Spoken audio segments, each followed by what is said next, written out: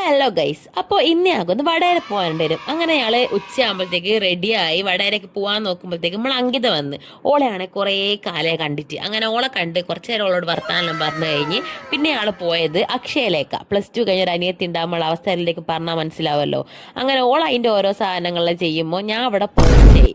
അങ്ങനെ അതും കഴിഞ്ഞാളൊന്ന് വടകരയ്ക്ക് പോയി. വടകര തന്നെ കുറേ കാര്യങ്ങൾ വാങ്ങാനുണ്ടായിരുന്നു. അങ്ങനെ ആള് ഫസ്റ്റ് പോയത് എനിക്കൊരു റിങ് എടുക്കാനാ. അങ്ങനെ 2 ഷോപ്പ് കയറി. അവിടെ നമുക്ക് ലാസ്റ്റ് റിങ് എല്ലാം കിട്ടി. അത് കഴിഞ്ഞ് ഓക്ക് സിം എടുക്കാൻ പോയി. അങ്ങനെ സിമ്മും വാങ്ങിക്കഴിഞ്ഞ് പിന്നെ ഞങ്ങൾക്ക് കുറച്ച് മരുന്നെല്ലാം വാങ്ങാനുണ്ടായിരുന്നു. അങ്ങനെ അതിനോളെ പറഞ്ഞയച്ച് അന്നേരം ഞാനിവിടെ പോസ്റ്റായി. അങ്ങനെ എല്ലാം കഴിഞ്ഞ് ആളെ വീട്ടിലെത്തുമ്പോഴത്തേക്ക് സന്ധ്യ ആവാനായി. ഇപ്പാണെ ഫുട്ബോളിന്റെ സീസൺ ആയതുകൊണ്ട് എല്ലാ സ്ഥലത്തും ഫ്ലെക്സാ ഉള്ളത്. ഞങ്ങളെ നാട്ടിലും ഫ്ലെക്സ് എല്ലാം ഉണ്ടായിരുന്നു.